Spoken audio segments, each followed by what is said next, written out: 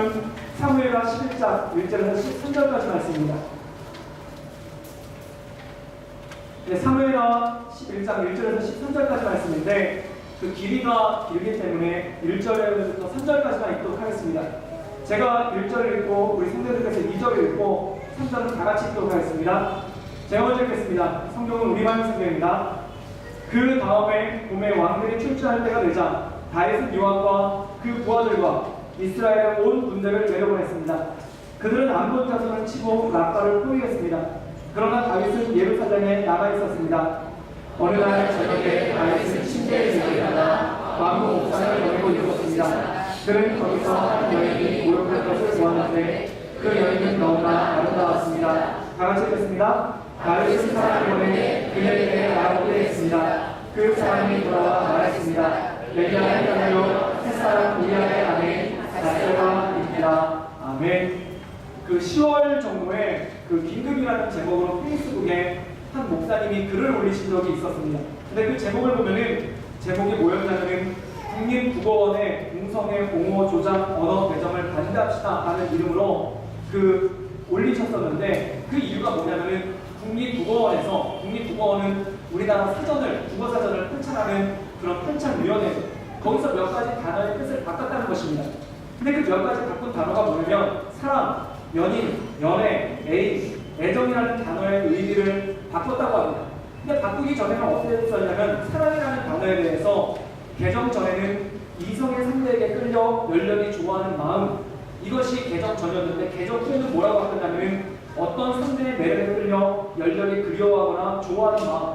근데 여기서 중요한 게 뭐냐면 주어가 바뀌었는데 이성이라는 말이 사라지고 어떤 상대라는 말로 바뀌었다는 겁니다. 즉 남녀가 사랑을 하는 것이 아니라 어떤 상대, 그게 남자끼리든 여자끼리든 남녀건 상관없이 어떤 상대를 좋아하는 감정이 사랑이라고 정의를 내렸죠. 연인이라는 말에 대해서는 이렇게 바뀌었습니다. 개정 전에는 서로 사랑하는 관계에 있는 남녀 또는 이성으로 그리며 사랑하는 사람이라는 뜻으로 정의를 내렸는데 개정 후에는 어떻게 바뀌었냐면 서로 열렬히 사랑하는 관계에 있는 두 사람이라는 말로 바뀌었습니다. 여기 보면 바뀐 게 뭐냐면 남녀 또는 이성이라는 단어가 없어지고 두 사람이라는 말로 바뀌게 된 것이죠. 또한 연애에 대해서는 개정 전에는 남녀가 서로 애틋하게 그리워하는 사랑함이었는데 이 남녀라는 말이 사라지고 어떤 말이 들어왔냐면 연인관계의 두 사람이 서로 그리워하며 사랑함, 남녀라는 말이 두 사람이라는 말로 대체가 되었다는 것입니다. 또한 애인이라는 말에 대해서도 뭐 어떻게 바뀌었냐면 이성 간에 사랑하는 사람이라는 뜻에서 서로 열렬히 사랑하는 사람이라고 그 뜻이 바뀌었다는 것입니다. 그리고 애정에 관해서도 뜻이 어떻게 바뀌었냐면 이성을 간절히 그리워하는 마음이라는 뜻에서 개정 후에는 애인을 간절히 그리워하는 마음이라는 뜻으로 바뀌었다는 겁니다. 근데 이 사랑과 연애에 대한 이 이야기들이 단어의 정의가 바뀌었는데 그 바뀐 이유가 뭐냐면 남녀 또는 이성이라는 단어를 삭제를 하고 두 사람 내지 관계가 있는 사람들이라는 말로 개정을 했다는 것입니다. 그래서 많은 사람들이 이 국어국립원에서 사전적 정의를 이렇게 바꾼 것이 동성애를 염두에 두고 옹호하기 위한 개정으로 해석될 수밖에 없다라고 해서 이 개정을 개정하지 말고 바꿔달라라는 그러한 탄원을 내기로 했습니다. 그런데 국립국어원에서 공식적으로 나왔던 답변이 무엇이었냐면 바로 이것이었습니다. 오늘날 TV 드라마에도 동성애가 나오고 우리 사회는 이미 동성애가 보편화된 것이다. 따라서 언어를 개정할 수밖에 없다라는 그런 공식 서한을 보냈다고 합니다. 그리고 10월 말에는 결혼이라는 단어의 의미도 바꾸겠다라는 그런 통보를 내렸는데 전에는 결혼의 사전적 의미가 남녀가 사랑하여서 가정을 이루는 것이라는 정의였는데 여기서도 남녀가 삭제될 예정이고 두 사람이 사랑하여 가정을 이루는 것이라는 의미로서 결혼의 의미가 바뀔 예정이라고 합니다. 그래서 많은 사람들이 거기서 서명운동을 하고 그것이 바뀌지 않도록 한다는 것이죠. 그런데 이 동성애 문제는 이미 유럽에서는 합법화된 나라가 많고 그리고 동성 부부를 인정하는 국가들도 생기기 시작했습니다. 그리고 뉴질랜드에서도 이 동성 부부가 인정이 됐고 미국에서도 3분의 1에 해당하는 주에서 동성 결혼을 합법화시켰죠.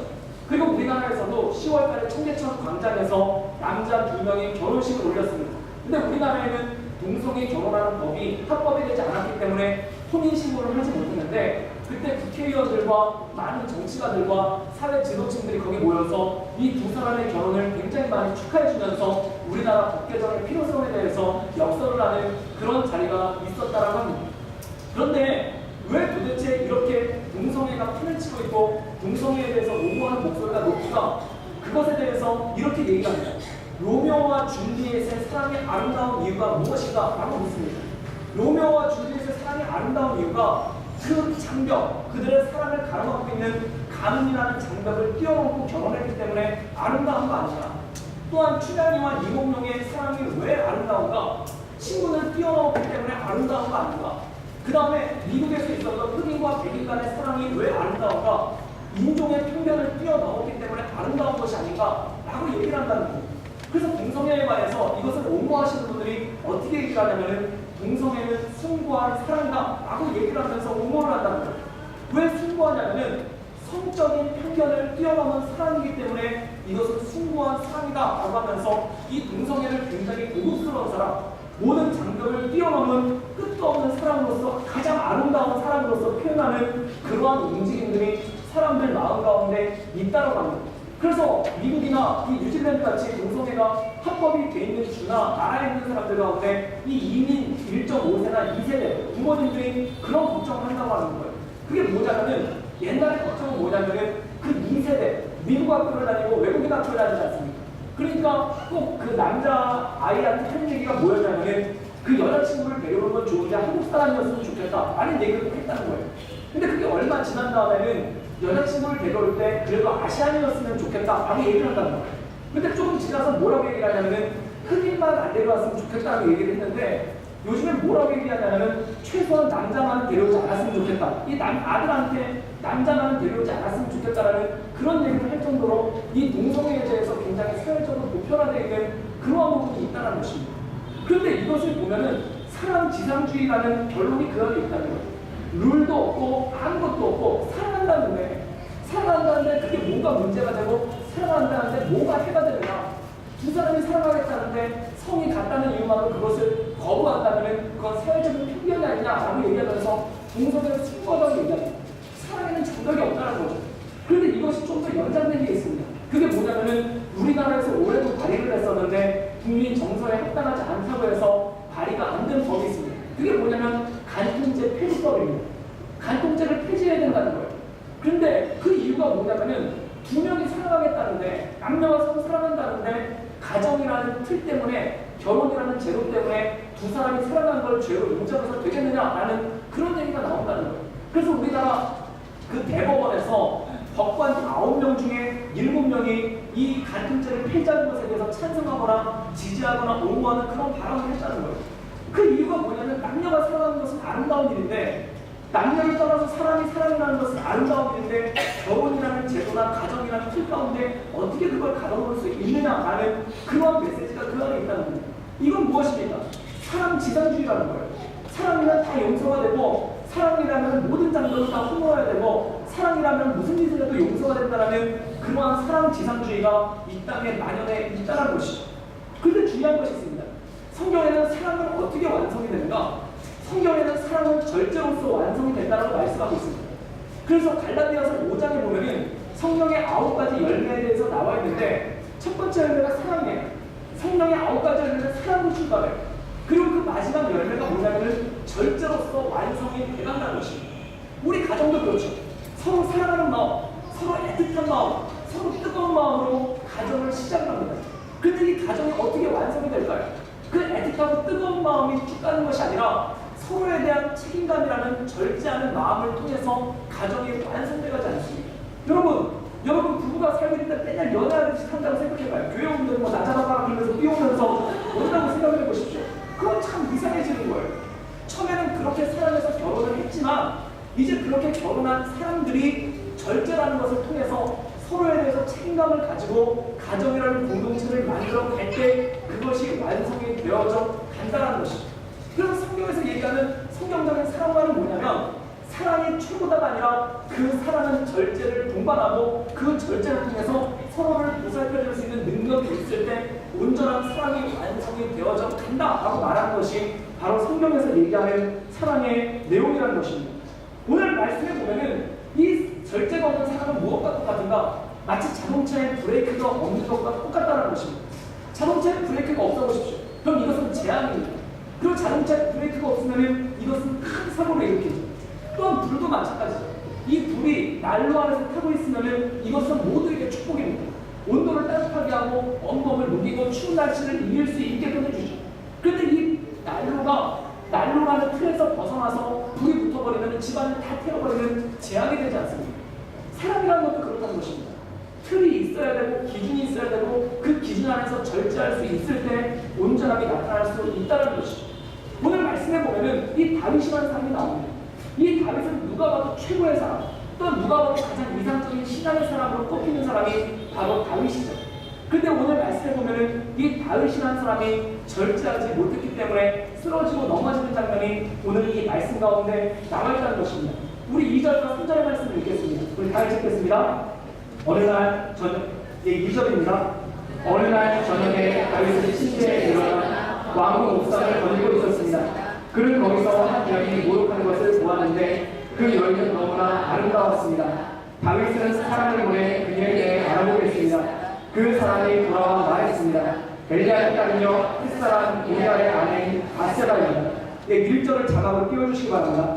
1절을 보면은 이런 설명이 나옵니다. 그 다음에 봄에 왕들이 출전할 때가 되자 다윗은 요압과 그 부하들과 이스라엘의 온 군대를 내려보냈습니다. 봄이 되니까 전쟁이 시작된 거예요. 이웃 나라들과 이스라엘의 전쟁이 시작된 거예요. 그런데 어떤 일이 있었냐면 암몬 자손을 치고 라빠를 포위했습니다. 이 암몬과 큰 전쟁이 일어나서 이 암몬의 도시인 라빠를 공격하는 그런 일이 생겼죠. 그런데 이런 일이 생깁니다. 밑에 보면은 그러나 다윗은 예루살렘에 나와 있었습니다. 오늘 말씀에 보면은 이 다윗이 예전과 남다른 모습을 보입니다.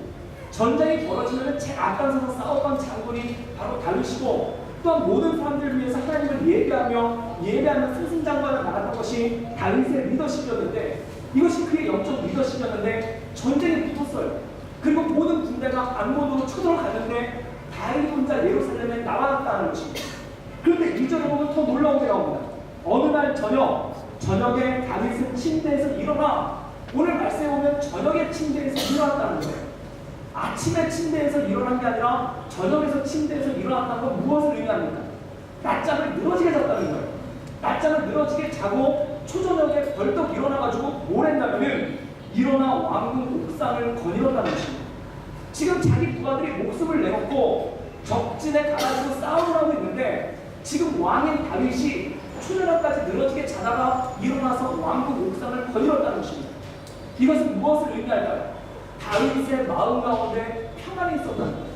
다윗이 이 전쟁에 대해서 전혀 긴장하지 않았다는 거예요. 그의 마음 가운데 여유가 넘쳤다는 거예요. 사랑하는 여러분, 여기 중요한 메시지가 있습니다.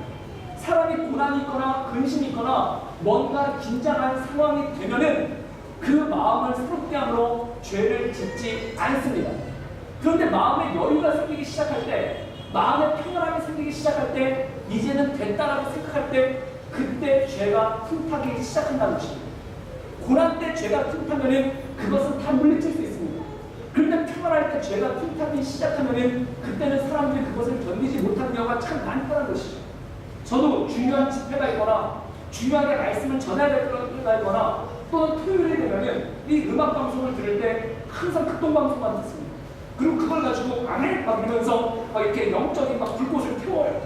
그런데 만약에 주일날 다음 주에 설교가 없다거나 아니면은 뭐 당분간 설교할 예정이 없다거나 또는 집회가 없다거나 그러면 약간 마음이 멜랑콜리해져요.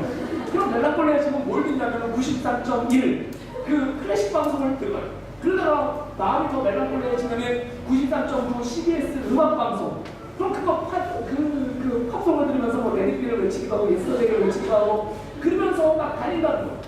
그러다가 갑자기 무슨 일이 생기면 빨리 채널을 극동방송으로 바꿉니다. 그래서 아멘 주의 수여 막 어서 오시옵소서 그러면서 다녀요. 그런데 우리가 그래요. 고난이 있을 땐 긴장합니다. 고난이 있을 땐 죄가 우리를 툭하지 못해요. 어떤 집사님이 그 40일 동안 작정 새벽 기도를 한 거예요. 사업이 너무 힘들어가지고 40일 작정 새벽 기도를 했는데 어떤 일이 생겼냐면 하나님께서 은혜를 주셔서 35일간 해결을 다 해주셨어요. 근데 놀라운 일 36일째 되는 날 그분이 못 나오셨어요. 근데 그분이 그런 말씀을 하시면 눈이 안 떨어진다는 거예요. 분명히 35일째 때까지 하면서 문제가 있을 때 눈이 똑 떨어졌는데 문제가 해결되니까 눈이 안 떨어진다는 거예요. 진짜 그렇지 않습니까? 우리 자녀들이 중요한 시험을 본다거나 회사나 직장에서 중요한 일이 있을 때 우리는 간절히 기도합니다. 하나님께 간절히 매달립니다. 그런데 여유가 생기기 시작하면 그때부터 마음 가운데 딴 생각이 슬슬 들어오기 시작하지 않습니까? 그래서 사람은 시간의 여유가 있거나 돈의 여유가 있으면은 그 모든 것은 죄로 흘러가는 그러한 경향이 있다는 것입니다.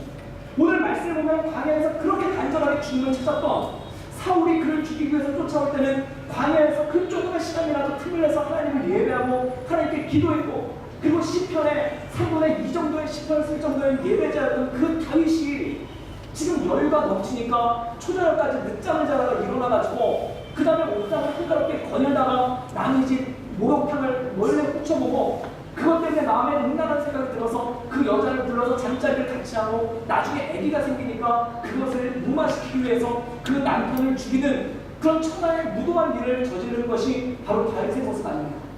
그런데 중요한 것이 무엇입니까? 이 다윗이 죄를 짓고 나니까 죄의 결과로서 어떤 것이 오기 시작하는가? 그의 영적인 권위가 사라지기 시작한다는 것입니다. 우리가 이 사무엘상 말씀을 보면은 그 이후로 이 다윗은 기울기 시작합니다.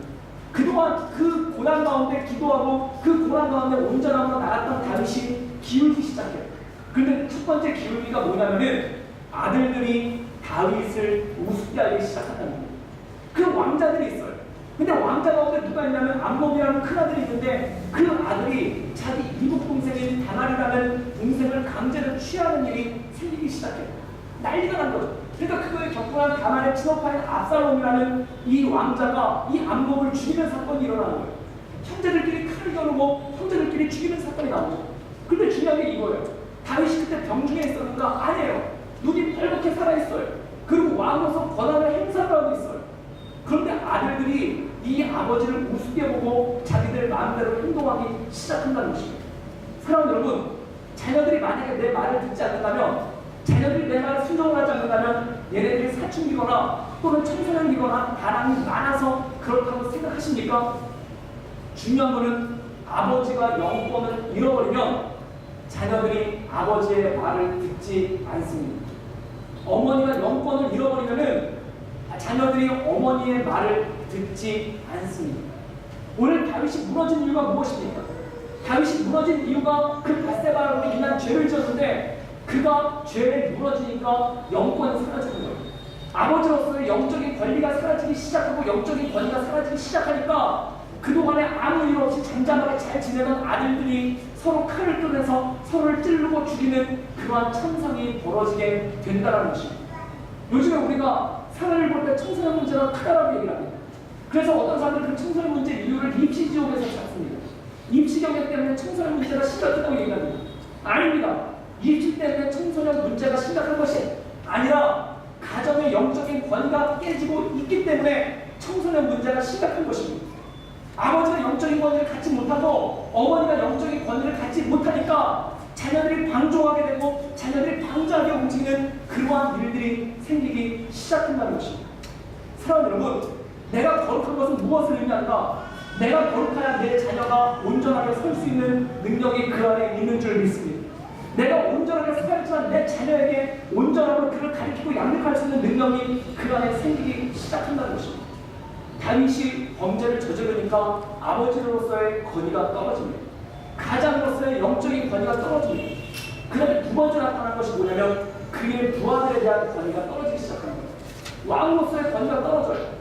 부하들이 그의 말을 듣지 않아요. 처음에는 그를 위해서 충성을 다하던 부하들이었는데 요압이라는 그와 평생을 함께한 장군이 서서히 반기를 들기 시작합니다. 그의 말에 순종을 하지 않아요. 그의 말을 듣지 않아요. 장군들이 그의 말에 제대로 머리를 조아리지 않는 일들이 생겨요. 이것이 무엇입니까? 그의 영적인 권위가 사라지기 시작한다는 것입니다. 죄를 짓는다는 건 무엇인가? 죄를 짓는다는 것은 바로 내 영적인 권위를 갉아먹는 것입니다. 내 영적인 영향력은 없어지는 것입니다. 아버지가 영적인 권위를 잃어버릴 때 그 가정은 깨어지기 시작합니다. 교회 리더들이 영적인 권위를 잃어버리기 시작할 때 교회가 깨지기 시작합니다. 나라의 리더들이, 국가의 리더들이 영적인 권위를 잃어버리기 시작할 때 그 국가가 흔들리기 시작한 것이죠. 그 2006년도에 미국으로 아우리치를 간 적이 있었는데 그때 아우리치를 간 이유가 뭐냐면은 그 청년들을 인솔을 해서 아우리치를 갔었어요. 그때 청년들이 한 70명 정도 갖고 목회자 2명이 두 팀으로 나눴는데 그때 미국 서부 지역에 그 온누리 교회들이 딱 생길 때였어요. 그래서 이제 남방팀, 북방팀으로 나눠가지고 이 집회를 인도를 하러 갔는데 그때 제가 제비를 잘 타서 저는 남방팀이 됐어요. 그때 1월 달에 갔는데 그 샌디에고, 그 다음에 그 LA의 얼바인 온누리 교회, 그 다음에 윌시 온누리 교회, 그 다음에 포틀랜드 온누리 교회까지 이 태평양 서부에 하는 가장 경치가 좋다는 거기를 쭉 타고 올라간 거죠. 그때 2월 달에 날씨도 정말 좋더라고요. 그런데 이 북방팀, 그 제 친구 목사님이 제비를 뽑았는데 그분은 북방을 뽑아서 그 앵커리시, 알라스카, 그 1월 달에 알라스카 가서 거기 사진 보니까 눈과 곰과의 싸움이더라고요. 그리고 거기서 이제 그 밴쿠버 찍고 그 다음에 그 포틀랜드에서 합류를 한 거예요. 근데 포틀랜드에서 연합 집회를 하는데 그 포틀랜드 집회는 그 북쪽 팀이 관리가 되어 있으니까 저희는 이 남쪽에 있는 LA까지가 저희 관할이었죠. 그래가지고 저희가 그때 38명의 그 청년들을 데리고 이 11박 12일 동안 이 남쪽 지방부터 샌디에고부터 이렇게 쭉 올라가면서 청년 집회를 하면서 다닌 거예요. 그러면서 딱 올라왔는데 집회가 굉장히 은혜로웠어요. 근데 마지막 집회가 어디였냐면 윌시어 온누리 교회에서 청년 집회를 하는데 그 윌시어 온누리 교회 집회가 좀 쉽지가 않은 상황이 있었어요. 여러 가지 준비가 좀 안 된 상황이 있었고 거기도 조금 문제가 있었고 저희도 좀 문제가 있어서 여러 가지로 쉽지 않다고 그랬어요. 그래서 거기서 간절히 기도를 했죠. 그래서 기도를 해가지고 그 다음에 거기서 집회를 했는데 집회가 가장 했던 집회 중에 가장 은혜롭게 끝난 거예요. 너무 얼마나 은혜롭게 끝났는지 거기 송도님들 대우가 틀려지더라고요. 그 집회 전과 후로 나누는데 집회 전에는 교회에서 그냥 침낭 깔고 잤거든요. 근데 집회 후에는 호텔로 바꿔주시더라고요. 그리고 집회 전에는 무슨 그 교회에서 무슨 컵라면을 찬밥 먹었는데 집회 후에는 막 이렇게 시즐러라는 식당에 가가지고 이렇게 막 뷔페도 먹고 막 그랬어요. 굉장히 대우를 잘해주시더라고요. 근데 그 다음날 집회가 끝나고 포틀랜드 갈 준비를 하는데 사실상 저희 사역은 다 끝났죠. 그때 거기 목사님이 이런 제안을 하시는 거예요. 아 여기 미국까지 왔는데 그냥 여기서 이렇게 집회만 하다가는 좀 청년들이 마음에 섭섭할 수 있을 테니까 자기들이 차비를 줄 테니까 이 LA 몇 군데 갔다 오라는 거예요. 그래가지고 헐리우드, 제가 헐리우드가 LA에 있다는 걸 그때 처음 알았습니다. 그래요? 막 그러면서 굉장히 놀랐었는데 그럼 뭐 헐리우드도 가고 그 다음에 거기 그 월트 디즈니 본사가 있는데 그 건물이 작품이라는 거예요. 그래서 거기도 갔다 오고 그 다음에 그 한국 유학생들이 가장 많이 가는 UCLA라는 학교도 갔다 오라는 거예요. 근데 저희가 그냥 불기가 모여가지고 노방전도를 하게 됐죠. 그래서 아침에 열심히 기도를 하고 거기 가서 우리 한국 사람들 만나면은 전도를 하자. 그래가지고 다 그렇게 결의를 하고 그렇게 각자 흩어진 거예요. 근데 제가 어딜 가냐면 UCLA를 갔죠. UCLA 갔더니 거기 한국 유학생만 5,000명이라고 하더라고요. 그래서 한국 학생 하나를 만나가지고 이 사람을 갖다 이제 전도를 하고 있는데 같이 갔던 팀장 하나가 갑자기 헐레벌떡 뛰어오는 거예요. 그래서 헐레벌떡 뛰어오면서 뭐라고 하냐면 목사님 큰일 났다는 거예요. 그래서 뭐가 큰일 났다고 그랬는데 UCLA를 가보신 분들은 알겠지만 학교가 엄청나게 좋습니다. 정말 거기서 그냥 엎드려진 공부가 될 것 같은 그런 분위기예요. 건물도 너무 좋고 환경이 너무 좋아. 그리고 식당도 너무너무 좋고 뭐 이거는 학교인지 도시인지 뭐 구별해야 될 정도로 너무 훌륭한 거예요. 근데 거기 중앙에 학생회관이 있는데 학생회관에 쇼핑센터가 있는 거예요. 근데 그 쇼핑센터가 너무너무 좋아가지고 자네들 5명이서 지갑을 휘둘리면서 거기를 갔다는 거예요.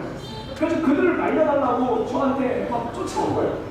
그래서 제가 군기팀 쳐내가지고 아니 전도를 와가지고 쇼핑을 해 그래가지고 막 그들을 잡으려고 제가 전도하다 말고 뛰어서 그 쇼핑센터를 간 거예요. 근데 쇼핑센터 가서 문을 열어보는 순간 깜짝 놀랐습니다. 진짜 지갑이 열리게끔 돼 있어요. 거기서 지갑을 안 된다는 건 사람도 아니에요. 그래서 막 이러면서 거기서 그러고 들어갔는데 근데 가다가 보니까 깜짝 놀란 걸 발견했는데 그게 뭐냐면 그 UCLA 스쿨룩을 팔고 있는데 그 스쿨룩에 그 치어리더 옷을 파는 거예요. 근데 그 치어리더 응원단 옷을 파는데 그때 저희 딸이 5살이었는데 그 5살짜리한테 맞는 치어리더 옷이 거기 딱 앙주막에 걸려있는 거예요. 그때 목사가 아니라 갑자기 아빠로서 변하다고 우리 딸 저거 사줘야 되겠다. 근데 거기서 그냥 가스분 경씨한테 물어본 거예요. 얼마예요? 그리고 물어봤더니 $30라는 거예요. 근데 원래 60불이었는데 50% 득실해가지고 30불에 판다는 거예요. 주머니를 뒤져봤더니 진짜 30불이 있는 거예요. 그래서 망설였어요. 어떡하지 그러다가 샀죠. 그래서 주위를 둘러본 다음에 그걸 샀는데 돈을 주고 그 커브봉투 쇼핑백에 담아서 그걸 넘겨받는 순간 그 문제 5명의 이렇게 여자 청년들이 나타난 거예요. 그래, 그들이 저를 보고 목사님 뭐 사셨어요? 그래가지고 이렇게 막 펼쳐보더니 그 옷을 보고 너무 잘 샀다는 거예요. 그래가지고 제가 그치 잘 샀지가 이러면서 같이 웃으면서 분위기가 화목해져가지고 그러고 이렇게 나오고 있는데 문제는 뭐냐면은 그 문 앞에 그 문제의 거룩한 청년 그 저한테 그걸 일러 바쳤던 그 팀장 형제가 거기서 서 있는 거예요. 그를 봤더니 그는 아무 쇼핑도 하지 않은 경건한 청년이에요. 그가 막 우리를 부르는 거예요. 그러니까 그 자매들 5명이 앞에 서 있다가 쇼핑백을 하시 자꾸 다 그 형제한테 불려가지고서 막 혼나고 있는 거예요. 근데 제가 이렇게 한 발 뒤에 갔거든요. 근데 그걸 걔네들이 혼나는 걸 보고 저는 뒷문으로 도망가가지고 그냥 택시 타고 교회로 돌아왔어요. 그 다음부터 영적인 촛대가 옮겨졌습니다. 그 영적인 촛대가 저에서 그 청년으로 옮겨가지고 이제부터 포틀랜드까지 그 형제가 영적인 리더가 된 거예요. 그래서 그 형제가 막 기도를 할 때 기도 제목을 냈는데 전도하러 와가지고 쇼핑 나가는 이런 참담한 일이 생겼더라고. 정말 지금 뭐 울면서 회개하잖아. 그러고 났는데 그때 느꼈던 게 이거예요. 아, 왜 목사가 거룩해야 되는가? 왜 목사가 죄짓지 말아야 되는가? 왜 영적인 리더가 죄짓지 말아야 되고 어느 것 하나 드러내도 부끄러움이 없어야 되는가? 그 이유가 뭐냐면은 영적인 리더가 흔들리기 시작하면은 영적인 권위를 잃어버리기 때문에 그렇다는 거예요. 영적인 권위를 잃어버리면 어떻게 됩니까? 아무 일도 못하는 거예요. 아무 삶도 감당하지 못하는 거예요. 지금 다윗이 그랬다는 겁니다. 다윗이 그렇게 나라를 붙들기 위해서 그렇게 기도하고 그렇게 나라를 통일하고 모든 걸 이뤄놨는데 모든 걸 이뤘다 생각하는 순간 쓰러지니까 그다음부터 그가 아무것도 못하는 거예요. 아무 삶도 감당하지 못하는 거예요. 이게 영적인 권위를 잃어버린 것 아니겠습니까? 사랑하는 여러분, 이 말씀을 읽으면서 이런 생각이 들었습니다. 영적인 권위를 잃어버리고 나서 이 다윗의 시편 50편을 보면은 눈물로 기도하고 하나님께 간절히 엎드리죠. 그래서 하나님으로부터 용서를 받았습니다. 그러나 이 영적인 권위는 그가 회복하지 못하고 그냥 소멸해지고 사그러지는 왕으로서 끝나버리게 만다는 것입니다. 근데 제가 이 말씀을 묵상하면서 한 가지 들어오는 게 있었습니다. 그게 뭐냐면 군대에서는 서로가 봐줘요. 얼굴에 위장 크림을 칠할 때 거울이 없으니까 내가 위장 크림을 칠하고 상대방한테 확인해 받으면 상대방이 빈틈을 갖다가 크림을 칠해줘가지고 완전하게 해주거든요. 또한 짐도 그렇습니다. 뒤에 군장을 메고 배낭이라는 군장을 메고 가는데 거기 야전삽이 달려있고 판출가 달려있고 방독면이 달려있어요. 그러면 그게 잘 붙어있는지 뒤에 있는 동료들이 이렇게 헬멧을 치면서 이상무라고 얘기를 해줍니다. 뭐냐면 내 거를 내가 볼 수가 없으니까 다른 사람들이 옆에서 계속해서 봐준다는 거예요. 사랑하는 여러분, 저는 이 말씀에 한 가지 주목한 게 있습니다. 왜 다윗은 옥상을 혼자 건너는가? 왜 다윗은 옥상을 혼자 건너겠습니까? 그에게 아내가 없지 않아요. 아내도 많아요. 자식들도 많아요. 가족들도 많아요. 그런데 왜 다윗은 옥상을 혼자 걸었겠습니까? 사랑하는 여러분, 요즘 40대, 50대 남자들의 가장 큰 힘듦이 무엇인지 아십니까? 경제적인 압박도 아니에요. 그리고 여러 가지 직장에서 어려움도 아니에요. 사업의 어려움도 아니에요. 가족이 불화도 아니에요.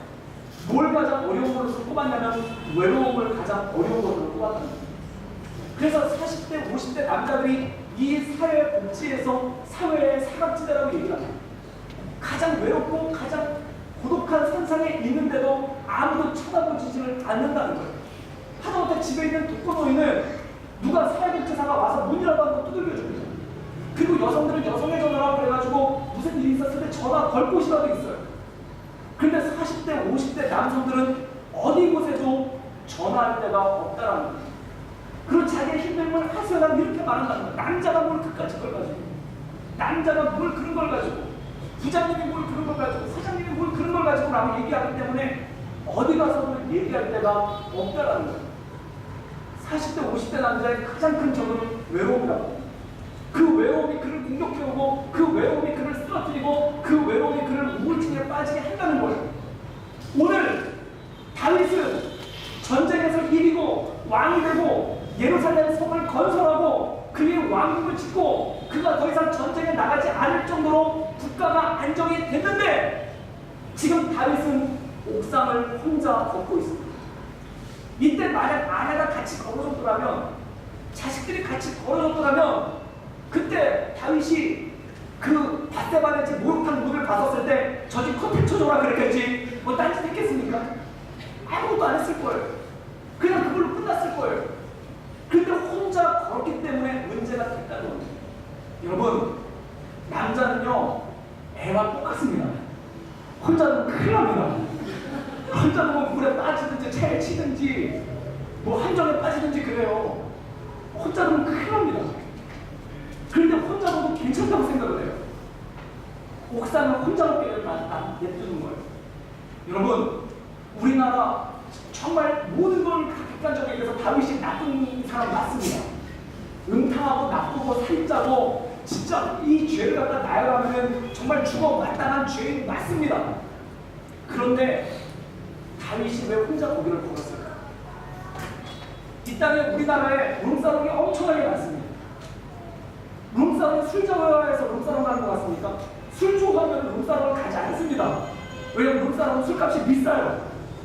진짜 술 좋아하는 진짜 고수들은 주류 도매점 앞에서 거기서 박스째 같은 거 술 마셔요. 그게 진짜 술 좋아하는 사람이에요. 룸사롱에 간다는 건 술 좋아하는 게 아니에요. 그럼 왜 갑니까? 여자 좋아서 갈까요? 물론 룸사롱에 가는 사람들 음탕하고 음란하고 죄짓고 돈 그딴 식으로 쓰면 안 돼요. 요즘에 한국의 풍속법 중에 하나가 뭐냐면 룸사롱이 등록을 분식집으로 한대요.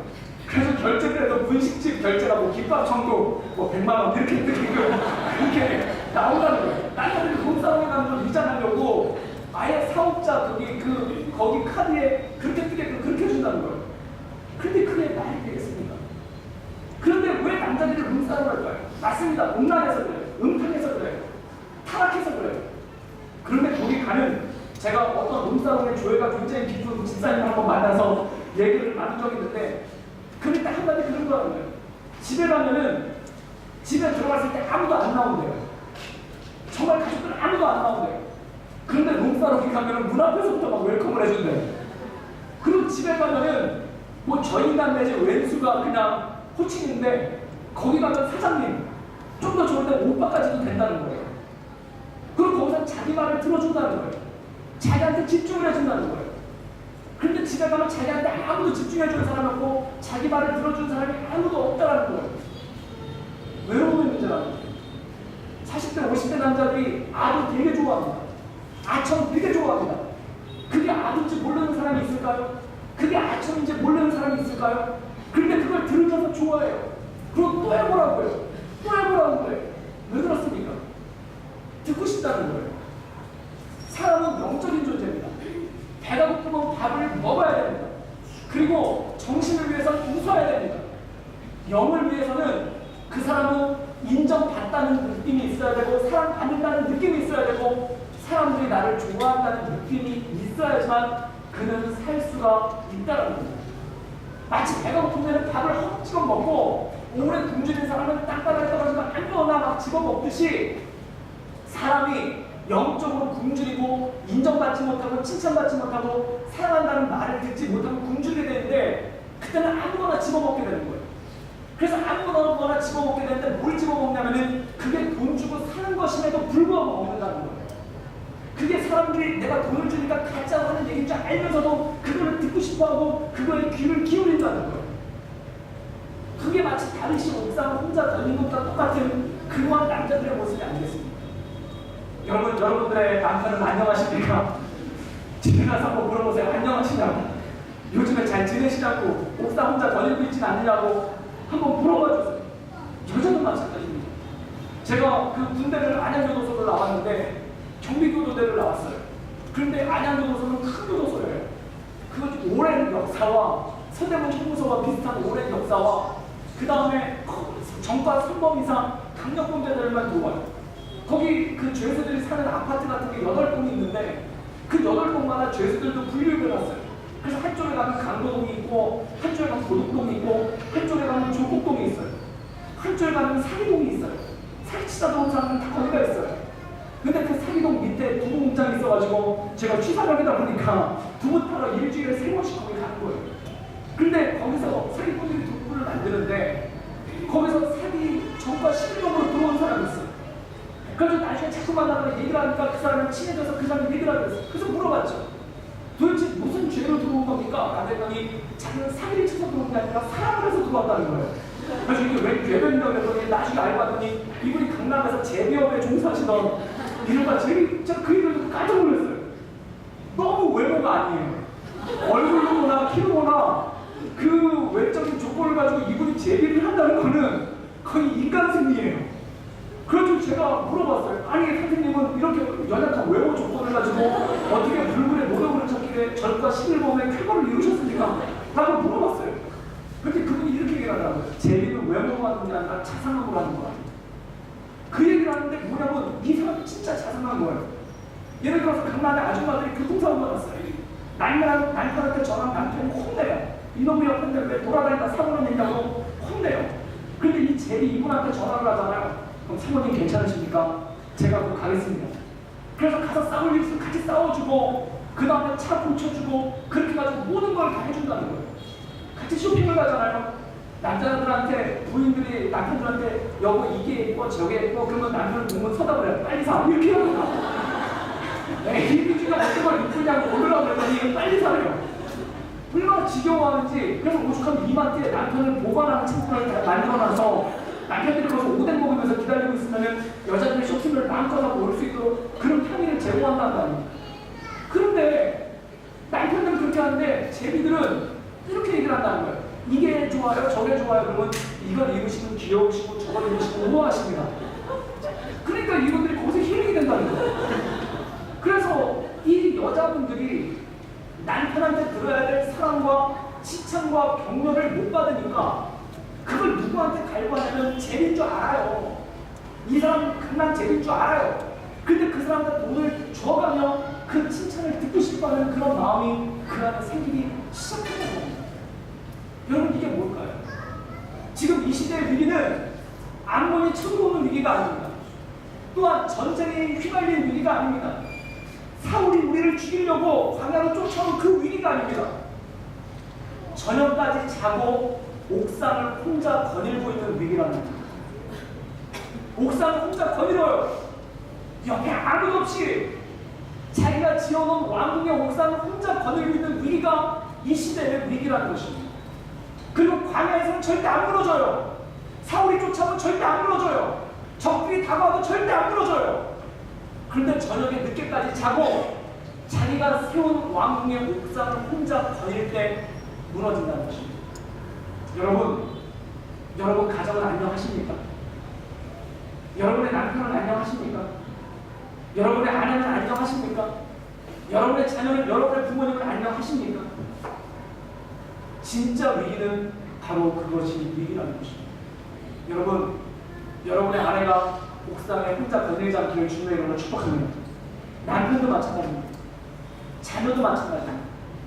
혼자 거닐면 쓰러집니다. 옥상을 혼자 거닐면 넘어집니다.